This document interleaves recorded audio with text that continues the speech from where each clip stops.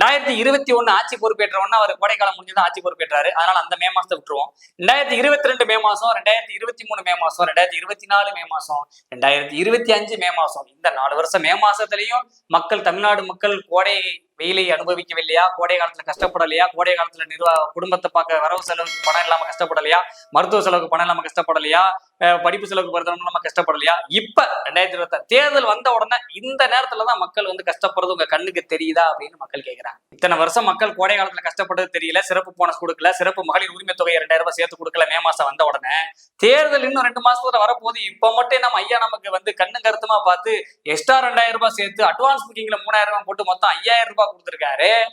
அப்ப இதெல்லாம் எவ்வளவு பெரிய அக்கறை பாருங்க அப்படின்னு எங்களுக்கு கேட்க தோணுது. அப்ப இதுக்கு முன்னாடி இருந்த மே மாசம் எல்லாம் உங்களுக்கு வெயிலா தெரியல. இப்ப வர்ற மே மாசம், தேர்தல் வரும்போது வர்ற மே மாசம் மட்டும் தான் உங்களுக்கு வெயிலா தெரியுது. இங்க இருக்கக்கூடியவங்க மனசுல தர்றாங்க அப்படின்னு எங்களுக்கு கேட்க தோணுங்க ஐயா அப்படின்னு அவங்க கேட்கறாங்க.